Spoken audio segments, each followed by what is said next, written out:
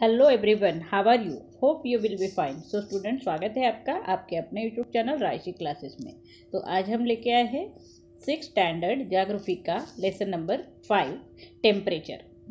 तो अगर आपने अभी तक इस चैनल को लाइक, शेयर और सब्सक्राइब नहीं किया है तो प्लीज़ इसे कीजिए और बेल बटन पर भी क्लिक कीजिए, जिससे कि आपको सारे नोटिफिकेशन जल्द से जल्द मिल जाएंगे। तो शुरू करते हैं lesson 5, temperature. Temperature means what? तापमान। ओके, तो आज हम पूरे लेसन में तापमान के बारे में बात करने वाले हैं। सो डू इट योर सेल्फ। तो यहाँ पे जो है एक एक्टिविटी दी है। तो यहाँ पे क्या लिया है, एक दो टार्च लिए हैं और उसको जो है फिक्स किया है टेबल पे। और हमको जो है दो पेपर्स लेने हैं, वाइट पेपर शीट, और वो भी जो है एक मतलब स्टैंड को जो है पेस्ट करना है ये पेपर को। और ये पेपर इतना बड़ा होना चाहिए जिसमें कि जो ये बीम ऑफ लाइट जो है वो पूरी तरह से यहाँ पर ऑक्यूपाई हो। तो ऐसे हमने जो है दो पेपर शीट लिए हैं। और पहला पेपर शीट जो है हमने ऐसे फिक्स किया है कि ये जो है बीम ऑफ लाइट जो है कैसे गिरे, 90 डिग्री पे जो है गिरे। ठीक है, इस तरह से इसको फिक्स किया है। और ये सेकंड जो है हमने 120 डिग्री के एंगल से जो है इसको फिक्स किया है। ठीक है, तो बीम ऑफ लाइट भी जो है वो यहाँ पे ऐसे गिर रही है। और ये यहाँ पे हमको ये बीम ऑफ लाइट को जो है मार्क करना है इस तरह से। ये जो है एरिया हमको मार्क करना है। ठीक है, इस तरह से इसको हमको जो है देना है नाम, और इसको जो है ये बी देना है। ठीक है, अब आगे जो है कुछ क्वेश्चंस दिए हैं, इसको हमको ये करना है। तो on which paper does the beam occupy a larger area? कौन से पेपर पे आपको जो है बीम ऑफ लाइट जो ज़्यादा ऑक्यूपाई करते हुए दिख रहा है? तो यहाँ पे जो है हमको दिख रहा है कि पिक्चर नंबर बी पे जो है ये जो बीम ऑफ लाइट का जो एरिया है वो ज़्यादा ऑक्यूपाई करते हुए दिख रहा है। और यहाँ पिक्चर ए में जो है ये जो है कम एरिया ऑक्यूपाई करते हुए दिख रहा है। नेक्स्ट जो है, now change the angle between the beam of light and the paper.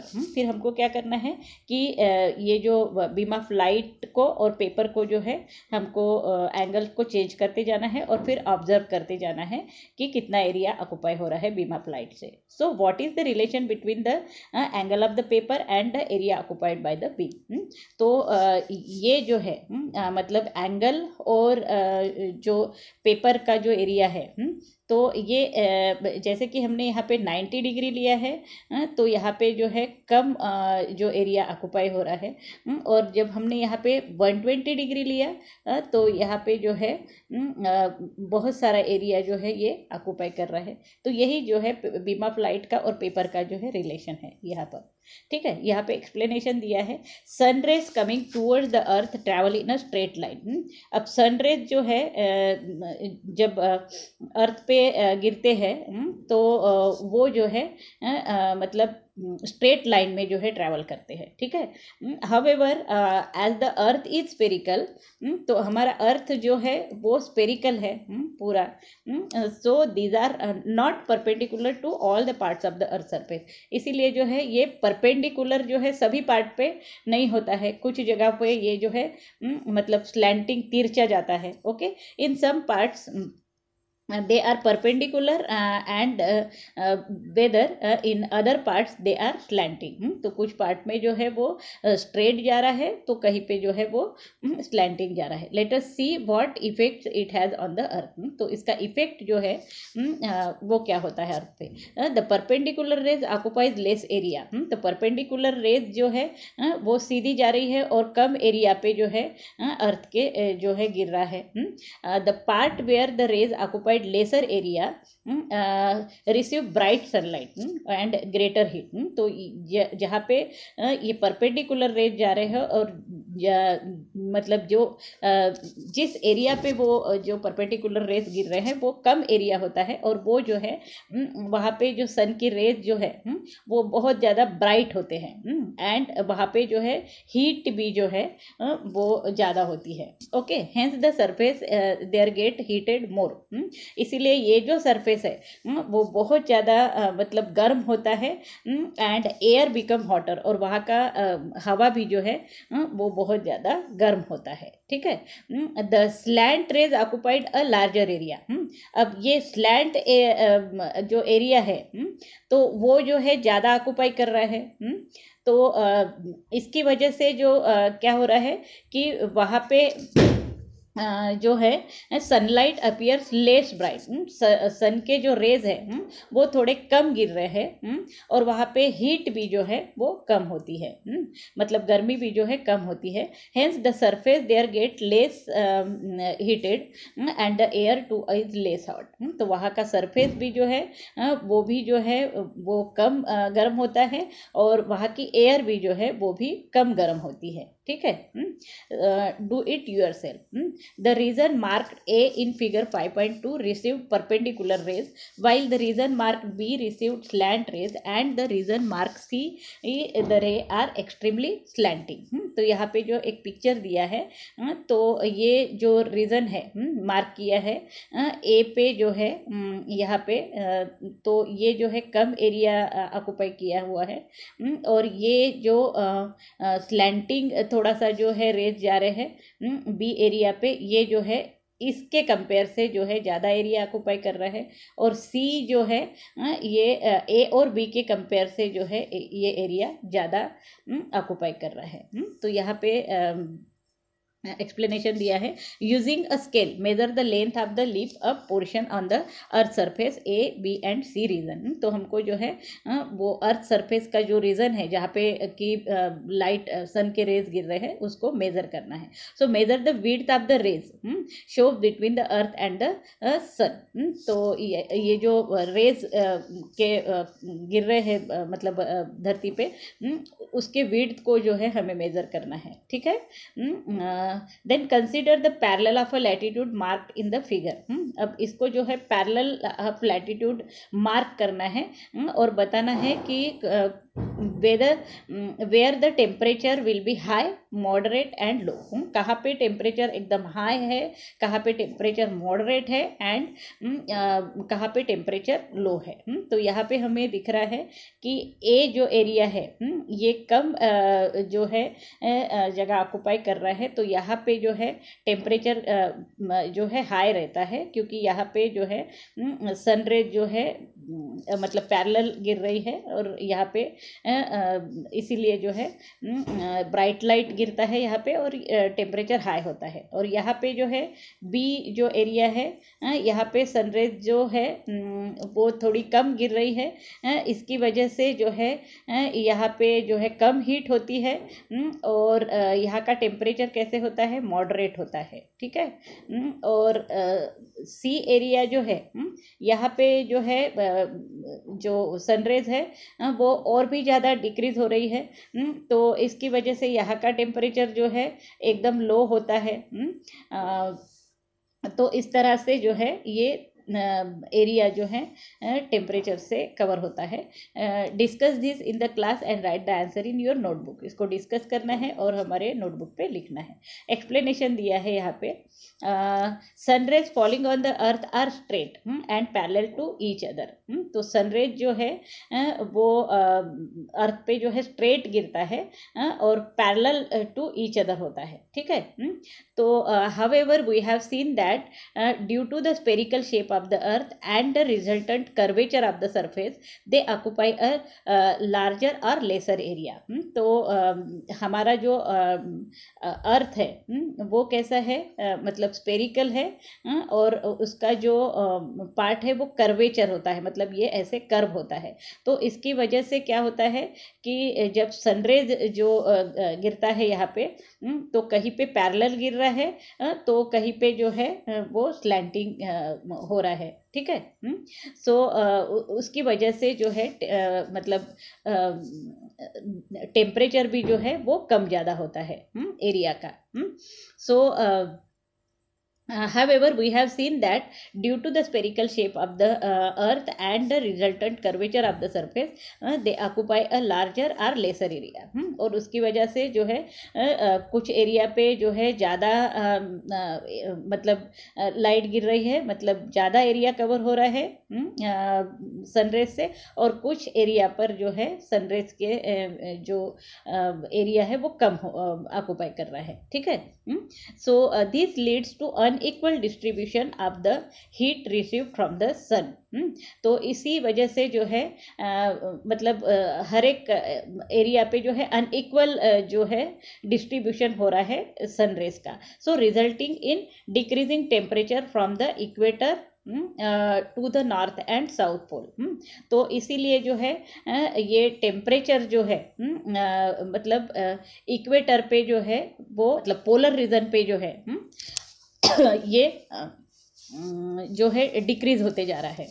This leads to unequal distribution of a heat received from the sun resulting in decreasing temperature from equator to the north and south pole. तो ये जो है unequal distribution की वजह से equator पे और जो है पोलर रीजन मतलब ये जो नॉर्थ पोल और नीचे जो है साउथ पोल होता है, ये नॉर्थ पोल और ये साउथ पोल पे जो है टेम्परेचर जो है डिक्रीज होते जाता है. मतलब यहाँ पे ज़्यादा होता है टेम्परेचर, फिर यहाँ पे जो है ये डिक्रीज होते जाता है, ठीक है. तो based on the distribution of temperature, the earth can be divided into torrid, temperate and frigid zone or tropical, temperate and polar region. तो ये जो डिस्ट्रीब्यूशन है टेम्परेचर का, तो इसकी वजह से जो है अर्थ के जो है 3 पार्ट गिर रहे हैं.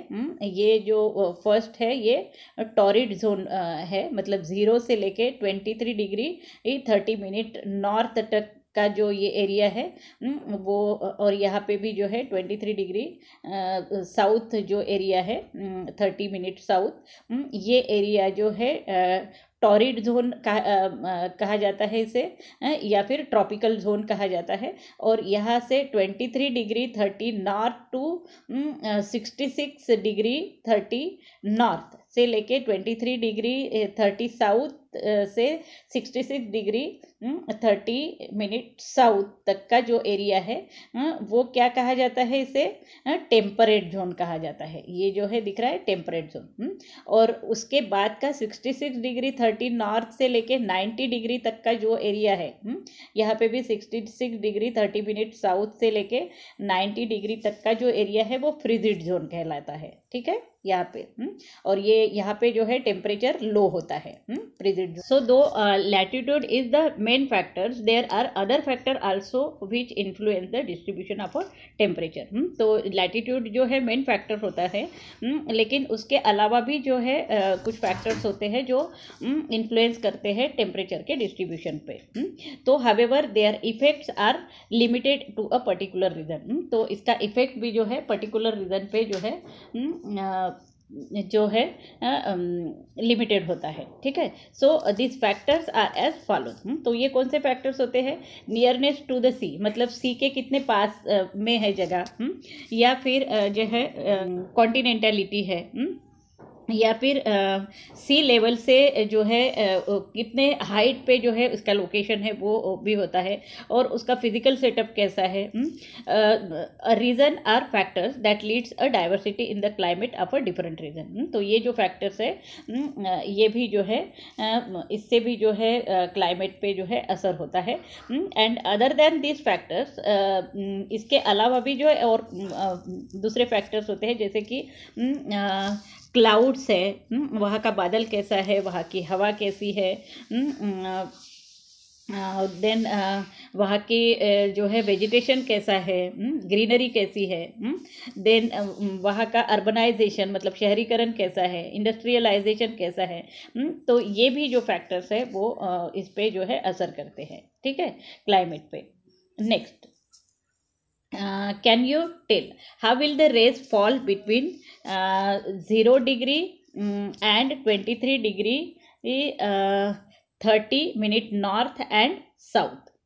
तो यहाँ पे जो है So between 0 degree and 23 degree 30 minute north and south, the sun rays are perpendicular. sun rays जो है perpendicular होती है. As its effect, this area receive bright sunlight, और इस एरिया पे जो है ब्राइट सनलाइट होती है और जो है ग्रेटर हीट जो है वहाँ पर होती है.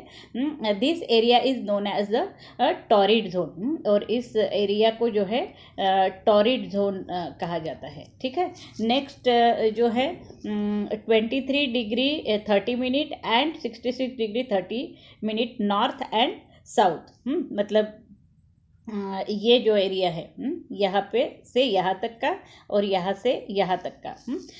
तो between 23 degree 30 minute and 66 degree 30 minute north and south, the sun rays are slanting. यहाँ पे जो सन रेज है वो कैसे होती है? स्लैंटिंग होती है.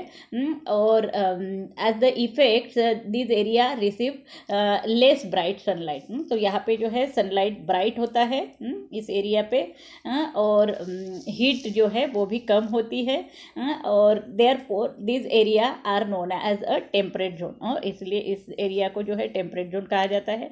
Then 66 degree 30 minute and 90 degree north and south. तो इस between 66 degree 30 and 90 degree north and south, the sun rays are extremely slanting. तो यहाँ पे जो है सन रेज जो है एक्सट्रीमली स्लैंटिंग होता है इस एरिया में, और इसीलिए जो है as its effect this areas receive extremely less bright sunlight. तो यहाँ पे जो है बहुत कम सनलाइट का जो है लाइट होता है, और वहाँ पे हीट भी जो है वो लेस होती है. So therefore this area are known as a frigid zone, और इस एरिया को जो है फ्रिजिड जोन कहा जाता है. ये जो है नॉर्थ पोल और साउथ पोल पे होता है. ठीक है. Use your brain power. Tell if the following statement is right और रॉन्ग. गिव रीजन देना है यहाँ पे.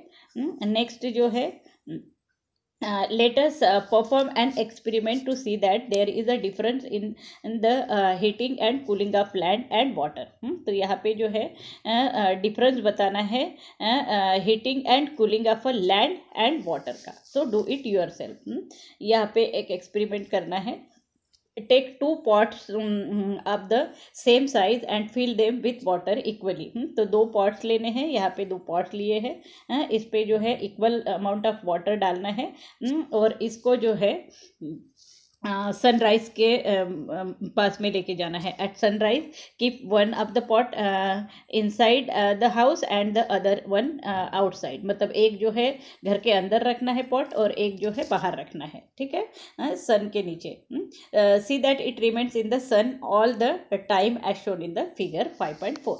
तो इस ये ऐसी जगह पे रखना है जहाँ पे जो है सन जो के रेज जो है वो पूरे टाइम जो है उस पर गिरे. So in the afternoon walk barefoot on the floor inside the house and feel the temperature of the floor. For दोपहर में क्या करना है? आफ्टरनून में बिना चप्पल से जो है घर के अंदर जो है हमको घूमना है, और वहाँ का टेम्परेचर फील करना है, और feel the temperature of a water in the pot inside. और जो अंदर हमने जो पॉट रखा था उसका भी टेम्परेचर जो वाटर का वो भी जो है हमको मतलब देखना है, फील करना है. Then perform the same activity outside the house. अब बाहर भी सेम एक्टिविटी करना है. बिना चप्पल से बाहर के फ्लोर पे जो है हमको घूमना है, और ये जो वाटर रखा था हमने सन के नीचे उसको भी जो है हाथ लगाकर देखना है. ठीक है. और आपका ऑब्जर्वेशन जो है वो आपको अपने नोटबुक में लिखना है. टेम्परेचर और जो है लैंड एंड वाटर का. ठीक है. तो do this again around 7 in the evening. Same procedure जो है हमको रात में 7 के बाद में भी इवनिंग में भी करना है, और वो भी ऑब्जर्वेशन आपको जो है नोट करना है. ठीक है. तो you must have realise that the land cool down earlier than the water. तो जब हमने रियलाइज़ किया तो हमने क्या पाया कि लैंड जो है वो मतलब वाटर से ज़्यादा जल्दी जो है कूल हो जाती है. The water kept outside the sun is still a little warm, मतलब जो हमने बाहर जो पानी रखा था सन के नीचे तो वो जो है थोड़ा सा वार्म हुआ, मतलब गर्म हुआ, due to this differences in the heating and cooling of a land and water. The air over the land gets heated faster and also become cooler rapidly. तो ये जो डिफरेंस हमने देखा हीटिंग और कूलिंग का, लैंड और water का, तो the air over the land, मतलब लैंड के ऊपर की जो एयर है मतलब फास्टली जो है हीट होती है एंड कूल भी जो है वो रैपिडली हो जाती है। The air over the water gets heated slowly and also loses the heat in a slower manner. और ये जो एयर है ओवर द वाटर के ऊपर का जो एयर है ये जो है हीटेड स्लोली, मतलब स्लोली हीट होता है, लेकिन जो है loses the heat in a slower manner, और वो जो है उसकी हीट भी जो है बहुत धीरे धीरे जो है कम होती है। In the coastal areas as compare to continental area the temperature of a air is lower during the day but warmer at night. तो इन द कोस्टल एरिया, मतलब कोस्टल एरिया मतलब जो समुद्र किनारे का पास का जो एरिया होता है वो जो है as compare to the continental area, मतलब हमारे जैसा कि विदर्भ का जो एरिया है तो as compare to continental area जो है the temperature of air is lower, मतलब वहाँ का टेम्परेचर जो है कम होता है दिन में, और रात में जो है वो मतलब वार्म हो जाता है। contrary to this the temperature of air in the continental area is higher, और हमारे कॉन्टिनेंटल एरिया का जो भी टेम्परेचर है वो जो है मतलब ज़्यादा होता है डे टाइम में एंड नाइट में जो है कम हो जाता है। ठीक है, तो और जो कोस्टल एरिया है वहाँ का जो टेम्परेचर कैसा होता है मतलब डे में जो है कम होता है और रात में जो है वो गर्म हो जाता है। ठीक है, as compare to the continental area. In the coastal area because of the heating of sea water vapour gets mixed in the air. तो ये ऐसा क्यों होता है, क्योंकि जो कोस्टल एरिया है मतलब समुद्र किनारे के पास का जो एरिया है तो because of the heating of sea water जो है गर्मी से जो है सन के रेस से वो जो गर्म हो जाता है और वाटर वेपर जो है वो मिक्स हो जाते हैं एयर में। तो वो गर्म वेपर जो बाहर निकलते हैं वो मिक्स हो जाते हैं एयर में। So this water vapours holds the heat in the air, और ये जो वाटर वेपर्स जो है एयर के में जो है मिक्स हो जाते हैं। As a result the air in the coastal area remains moist and warm. तो इसके असर से जो है कोस्टल एरिया का जो एयर है, हवा जो है वो मॉइस्ट और वार्म होता है, मतलब थोड़ा गर्म होता है। ओके, मतलब उसमें नमी होती है। And condition in the continental area are the opposite, लेकिन जो कॉन्टिनेंटल एरिया है वहाँ की कंडीशन बिल्कुल अपोजिट होती है। As water vapour is absent, वहाँ पे वाटर वेपर होते ही नहीं है कॉन्टिनेंटल एरिया पे, क्योंकि समुद्र किनारे का एरिया नहीं है वो। So the air remains dry, तो एयर कैसी होती है, ड्राई होती है। This leads to sharp differences in the day and night temperature, और इसीलिए जो है वहाँ का डे का टेम्परेचर अलग होता है और रात का टेम्परेचर, नाइट का टेम्परेचर अलग होता है। The differences in the maximum and minimum temperature of a day is called diurnal range of the temperature. और ये जो डिफरेंसेस है मैक्सिमम और मिनिमम टेम्परेचर का डे और नाइट का उसे क्या कहा जाता है, रेंज ऑफ टेम्परेचर कहा जाता है। ठीक है, in short the differences in the day and night temperature is less in the coastal area and more in the continental area. तो इन शॉर्ट जो बताया गया है कि difference in the day and night temperature जो है coastal area में जो है कम होता है एंड कॉन्टिनेंटल एरिया में जो है ज़्यादा होता है। फॉर एग्जांपल मुंबई का जो टेम्परेचर है आर इवन, मतलब वो जो है सेम होता है, but at a Nagpur they vary, लेकिन नागपुर में जो है ये टेम्परेचर कुछ जगह पे जो है कम होता है, कुछ जगह पे जो है ज़्यादा होता है। ओके, वैरी करते रहता है, ठीक है। In the coastal region of a Konkan the range of a temperature is less, but in Vidarbha the range of a temperature is found to be higher. अगर कोकन एरिया का जो टेम्परेचर हम देखेंगे तो वहाँ का टेम्परेचर जो है कम होता है, but in Vidarbha the range of a temperature is found to be higher. लेकिन विदर्भ का जो टेम्परेचर है, मतलब हमारा जो एरिया है, तो हमारे एरिया में जो है टेम्परेचर जो है हायर होता है। Okay, therefore coastal area have an equable climate, whereas in a continental area the climate is extreme.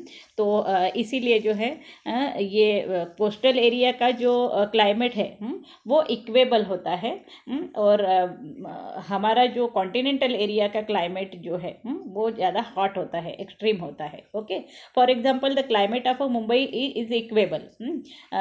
Example में दिया है कि मुंबई का जो टेम्परेचर है, क्लाइमेट जो है वो इक्वेबल होता है, whereas the continental area like Nagpur है, मतलब कॉन्टिनेंटल एरिया में हमारा नागपुर आता है, तो वहाँ का टेम्परेचर जो है एक्सट्रीम होता है, हाई होता है थोड़ा। So the difference in the mean temperature of summer and winter is called annual range of temperature. ये जो डिफरेंस है टेम्परेचर का समर और विंटर का, उसे क्या कहा जाता है, एनुअल रेंज ऑफ टेम्परेचर। ठीक है, यहाँ पे हम जो है ऑलवेज रिमेंबर को देखेंगे अभी। So we normally think that air gets heated due to the sun rays, and because of the hot air the land and water gets heated, but in reality what happens is as follows. तो normally जो है हम क्या सोचते हैं कि air जो है वो हीट होती है ड्यू टू सन रेज से, लेकिन because of the hot air the land and water gets heated. तो हॉट एयर जो होती है उसकी वजह से जो है लैंड और वाटर जो है वो गर्म होता है, but in reality what happen is as follow. लेकिन रियलिटी में जो है क्या होता है वो हम देखेंगे। First land and water gets heated due to the sunrise. पहले जो है लैंड और वाटर जो है वो हीट होती है सनराइज से, later they radiate into the atmosphere, और उसके बाद में जो है वो रेडिएट करती है एटमॉस्फेयर को, the heat that they have absorb. तो ये जो हीट है वो जो है एब्जॉर्ब करती है atmosphere. As a result the layer of air close to the surface gets heated. तो इसका क्या मतलब रिजल्ट निकलता है कि जो लेयर होती है एयर की, जो हमारे अर्थ के मतलब बिल्कुल सरफेस के पास में होती है, वो गर्म होती है। The heat get transferred vertically to the adjacent upper layer of the air, और फिर वो जो है मतलब हमारे अर्थ के आसपास का जो एयर है वो पहले हीट होता है, और फिर वो क्या करता है, ट्रांसफ़र करता है वर्टिकली, मतलब ऊपर जो है वो ट्रांसफ़र करता है to the adjacent upper layer, मतलब अपर के लेयर पे जो है ये ट्रांसफ़र होते जाता है। Hence air closer to the surface is hotter, मतलब ये सरफेस के पास का जो एयर है वो जो है गर्म होता है। Hence air closer to the surface is hotter, and as one moves upper up from the surface, मतलब ये जो फिर जैसे अपर ऊपर ऊपर जाता है the temperature of the air decreases. तो यहाँ का ऊपर का जो टेम्परेचर है वो डिक्रीज होते जाता है। The temperature near the sea level is higher, लेकिन सी लेवल के पास का जो टेम्परेचर है वो जो है बहुत ज़्यादा हायर होता है। ठीक है, and it decreases in the mountain range region, और ये जो है जब माउंटेन रेंज के तरफ जाता है तब जो है ये वहाँ पे डिक्रीज होते जाता है। ठीक है, तो नेक्स्ट देखते हैं हम। Do you know effect of a green house gases. Green house gases का इफेक्ट क्या होता है वो हम देखेंगे अभी। Some gases in the atmosphere like carbon dioxide and water vapours can hold the heat within themself for a long period of a time.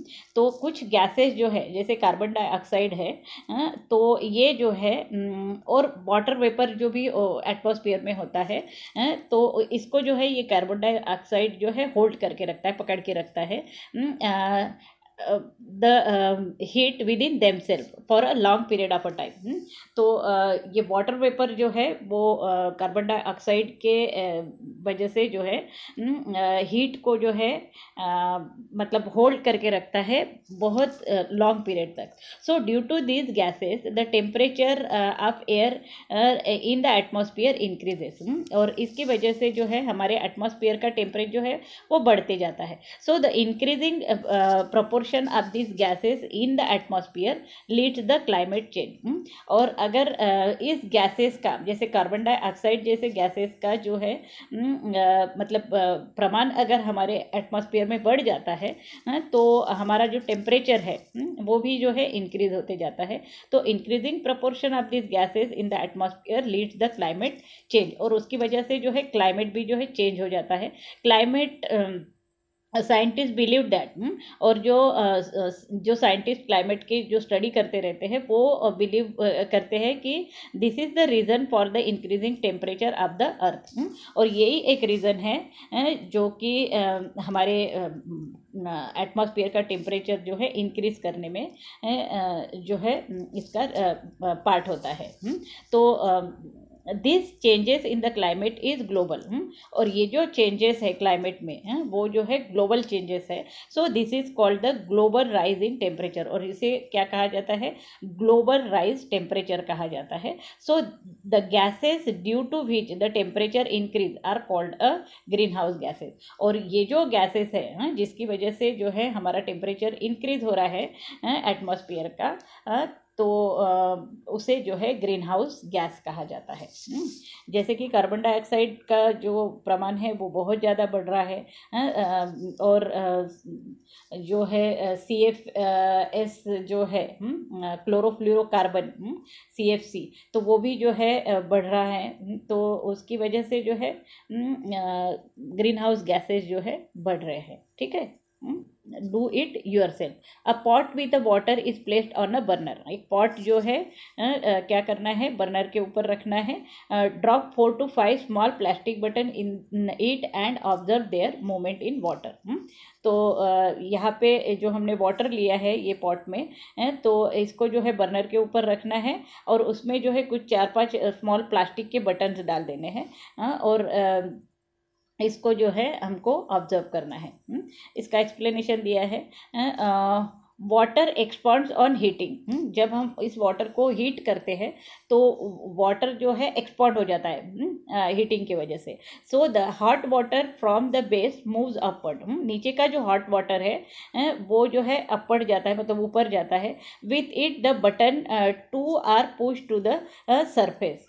जिसकी वजह से जो बटन है वो ऊपर सरफेस की तरफ जो है पुश होती है. The relatively cooler water in the upper portion move downward. और फिर जो ऊपर की जो कूलर मतलब ठंडा जो वाटर है ऊपर का वो जो है नीचे की ओर पुश होता है. तो बटन भी जो है उसके साथ में जो है पुश होती है. So taking the button with it मतलब बटन भी उसके साथ में नीचे आती है. This happens repeatedly. और ये जो है रिपीटेडली होते रहता है मतलब गर्म हवा ऊपर जाती है बटन ऊपर जाते हैं और जैसे ही ऊपर की ठंडी हवा जो नीचे आती है तो बटन भी जो नीचे आते हैं ये रिपीटेडली होते रहता है. In other words on heating an upward current set in the water. तो हीटिंग की वजह से जो है जो अपवर्ड करंट जो है सेट होता है वाटर में. In nature the condition are slightly different. लेकिन नेचर में जो है ये कंडीशन नहीं लागू होती है स्लाइटली डिफरेंट होती है. Due to the temperature differences both upward and horizontal currents developed in the ocean. तो ओशियन में जो है टेम्परेचर के डिफरेंस की वजह से जो है अपवर्ड एंड हॉरिजॉन्टल करंट जो है डेवलप होता है. Besides temperature differences factors like wind and differences in the density of a water also gives rise to horizontal current. और मतलब टेम्परेचर डिफरेंस की वजह से भी जो है अपवर्ड और हॉरिजॉन्टल करंट डेवलप होता है ओशियन में. और कुछ अदर फैक्टर्स भी होते हैं जैसे कि विंड है and differences in the density of water. और मतलब वाटर के डेंसिटी के मतलब डिफरेंसेस की वजह से भी जो है हॉरिजॉन्टल करंट जो है वहाँ पे डेवलप होता है. So these ocean currents flow from the equator to the polar region, and from the polar region to the equator. तो ocean currents है कैसे flow होता है from equator to the polar region. मतलब ये जो हमारा अर्थ है तो इक्वेटर से जो है, ये जो है हमारा इक्वेटर है, तो इक्वेटर से जो है पोलर रीजन की तरफ जो है जाता है, इक्वेटर से पोलर रीजन की तरफ. And from the polar region से फिर इक्वेटर की तरफ आता है. ठीक है. Ocean current. Okay. when an ocean current flows from the frigid to torrid zone, it reduces the temperature of the coast in the torrid zone. तो जैसा कि ये हमारा अर्थ है और ये हमारा जो है इक्वेटर है, तो when ocean current flows from a frigid to the torrid zone, मतलब ये जो फ्रिजिड जोन है यहाँ से जब ये मतलब टॉरिड जोन की तरफ जब करंट फ्लो होता है तो इट रिड्यूस द टेम्परेचर. तो टेम्परेचर भी जो है वो रिड्यूस होता है अब the coast of the torrid zone. मतलब यहाँ का जो कोस्ट रीजन है, मतलब कि इक्वेटर के पास का समुद्री जो इलाका है वहाँ का जो मतलब टेम्परेचर है वो रिड्यूस होता है. Okay. And when the current flows from the torrid to frigid zone, और जब मतलब करंट फ्लो होता है ये टॉरिड जोन से फ्रिजिड जोन की तरफ, तब क्या होता है कि इट इंक्रीजेस द टेम्परेचर. मतलब वहाँ का यहाँ का जो कोस्टल रीजन है मतलब समुद्र किनारा जो है वहाँ का टेम्परेचर जो है बढ़ जाता है, इंक्रीज हो जाता है. ठीक है. यहाँ पे डिक्रीज होता है और यहाँ पे जो है इंक्रीज होता है. यहाँ पे पिक्चर में भी दिखाया हुआ है, यहाँ देखेंगे हम. तो ये दिख रहे हैं आपको, ये पिंक जो दिया है यहाँ पे दिया हुआ है नीचे, वार्म करंट और जो है कोल्ड करंट. ये ब्लू में जो दिखाया है वो कोल्ड करंट है और वार्म करंट जो है पिंक में दिखाया है. तो ये दिख रहा है आपको ये इक्वेटोरियल रीजन से जो है ये मतलब कि फ्रिजिड जोन की तरफ जो है ये जा रहा है. तो और ये ब्लू वाले दिख रहे हैं आपको, ये मतलब फ्रिजिड जोन से जो है कहाँ पे जा रहे हैं, इक्वेटोरियल रीजन पे जा रहे हैं. यहाँ पर भी दिख रहा है आपको ये जो है फ्रिजिड जोन की तरफ जा रहा है और ये जो दिख रहा है ये इक्वेटोरियल जोन की तरफ आते हुए. तो यहाँ पे जो है ये मैप दिया हुआ है. Do you know the region where warm and cold current converge are favorable for the growth of plankton. तो ये जो रीज़न जो है वार्म और कोल्ड करंट जो है कन्वर्ज करता है, तो वो रीज़न जो है फेवरेबल होता है प्लैंकटन के डेवलप के लिए, ग्रोथ के लिए. तो जहाँ पे हम यहाँ पे देखेंगे, यहाँ पे जैसे ये वार्म करंट और ये कोल्ड करंट ये जो है कन्वर्ज हो रहा है, यहाँ पे दिख रहा है आपको. ये एरिया जो है यहाँ पे जो है ये प्लैंकटन जो है ग्रोथ करते हैं ज़्यादा. जैसे कि यहाँ पे भी हमको दिख रहा है ये जो है, और ये मतलब कोल्ड करंट और वार्म करंट दोनों जो है यहाँ पे कन्वर्ज हो रहे हैं इस एरिया पे. तो इस एरिया पे जो है प्लैंकटन जो है की ग्रोथ ज़्यादा होती है. और planktons are the food of a fishes, और ये प्लैंकटन जो है ये जो है फिशेस का फूड होता है. So fish from other areas travel towards this area in a large number.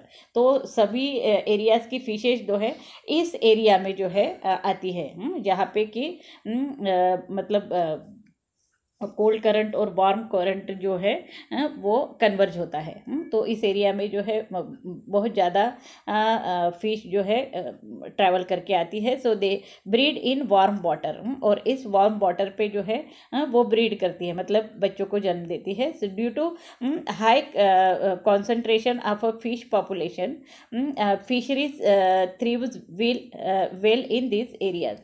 और यहाँ पे जो है सबसे ज़्यादा फिशेस होने की वजह से जो है यहाँ पर ही जो है फिशरी का बिजनेस जो है ज़्यादा चलता है, होता है। In the map of the ocean current gives in 5.6 locate such region. तो आपको ये जो मैप दिया है उसमें से जो है ऐसे रीजन को लोकेट करना है और find their names from an atlas, और वहाँ के एरिया का जो है एटलास से नाम निकालना है इंटरनेट से, और वो आपको जो है लिखना है मैप में, ठीक है।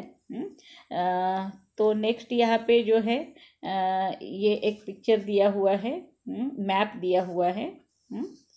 तो मीन एनुअल टेम्परेचर का जो ये मैप दिया हुआ है, यहाँ पे दिया है ये मीन एनुअल टेम्परेचर का, वर्ल्ड के मीन एनुअल टेम्परेचर का जो है ये मैप है, ठीक है। तो यहाँ पे जो आपको पैरेलल लाइंस जो दिख रही है, तो पृथ्वी पर जो है हर एक जगह के तापमान को ध्यान में रखते हुए जो है ग्लोबल डिस्ट्रीब्यूशन मैप जो है यहाँ पे ये जो बनाया गया है।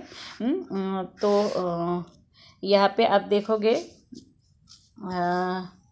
considering the temperature of various places on the earth maps, global distributions are prepared. तो ये जो ग्लोबल डिस्ट्रीब्यूशन मैप जो है बनाया गया है, मतलब हर एक जगह का जो तापमान होता है उसको ध्यान में रख के, तो और is drawn with the help of isotherm, और इसमें जो है आइसोथर्म का यूज़ किया गया है। तो isotherms are lines that connect places with the same temperature after avoiding effect of a height. तो ये आइसोथर्म क्या होता है कि समान तापमान वाली जगह जो है को एक लाइन में इस जिससे जोड़ा जाता है उसे जो है आइसोथर्म कहा जाता है। तो ये लाइन जो है पैरेलल होती है लैटिट्यूड से। So these are appear parallel to the latitude in the world map में जो है ये पैरेलल होती है, ठीक है। तो इसके आगे हम अब देखेंगे बाकी की जो ये इन्फॉर्मेशन है इसकी जो है इतनी इम्पोर्टेंट नहीं है, तो हम जो है आगे बढ़ते हैं। कैन यू टेल, यहाँ पे जो है कुछ क्वेश्चन दिए हैं। Can you tell, answer the following with the help of a figure 5.8। तो यहाँ पे जो एक फिगर दिया हुआ है उसके हिसाब से हम इसके क्वेश्चन के आंसर देने हैं। तो ये फिगर 5.8 में जो है क्या दिया हुआ है, थर्मोमीटर दिया है, simple thermometer.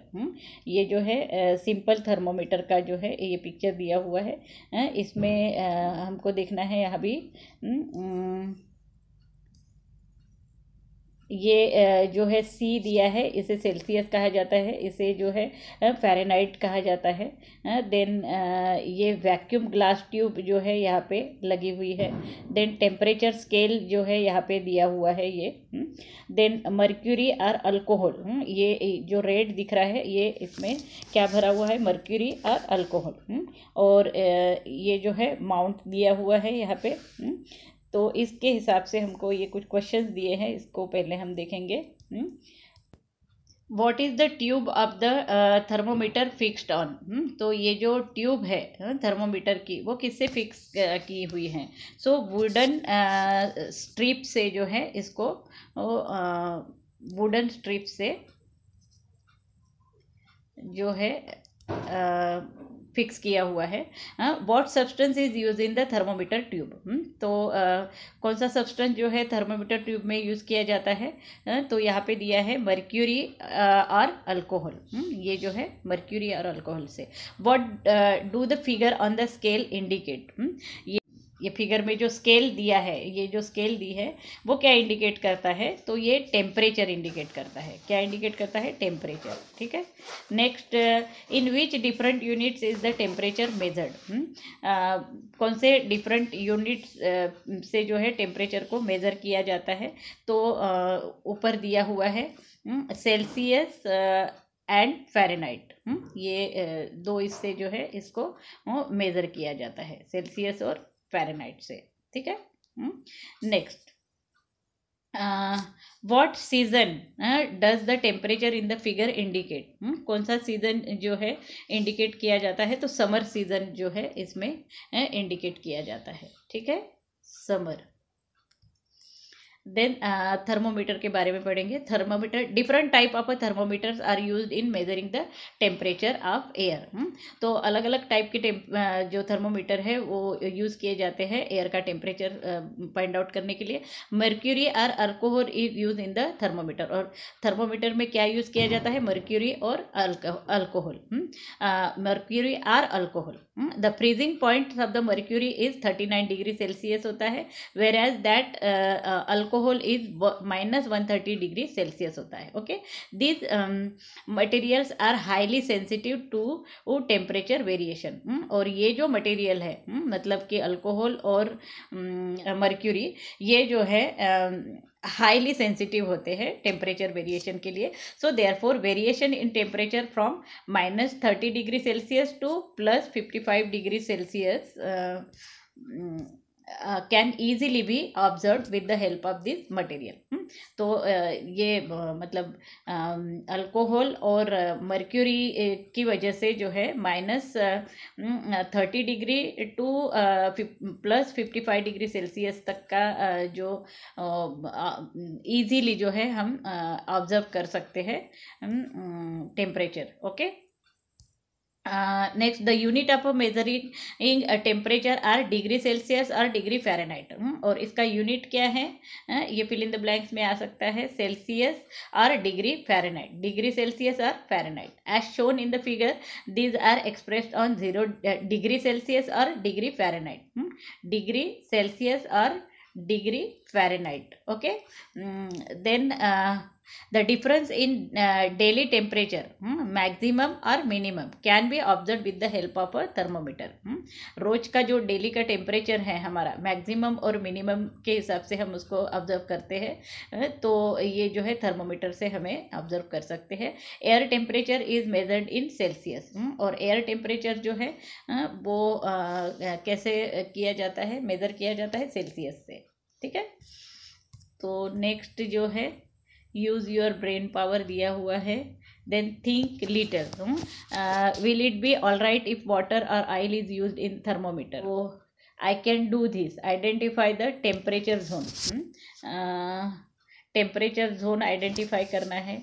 Tell the factors influence temperature, temperature को जो है कौन से फैक्टर इन्फ्लुएंस करते हैं वो बताना है। Describe the global distribution of a temperature with its characteristics and describe the structure of a thermometer. Thermometer का स्ट्रक्चर जो है डिस्क्राइब करना है। Handle and use a thermometer, thermometer को हैंडल करके देखना है तो और यूज़ करके देखना है। ठीक है। तो यहाँ पे ये लेसन ख़त्म हो रहा है और यहाँ पे एक्सरसाइज दी है। अगर इसमें आपको कोई भी प्रॉब्लम हो, डिफ़िकल्टीज़ हो, तो आप मुझे जो है कमेंट बॉक्स में लिख कर भेज सकते हो। अगर आपको ये वीडियो पसंद आता है तो इसे लाइक, शेयर और सब्सक्राइब करना मत भूलना, और बेल बटन को भी दबाना मत भूलना, जिससे कि आपको सारे नोटिफिकेशन जल्द से जल्द मिल जाएंगे। So thank you for watching this video. Have a nice day.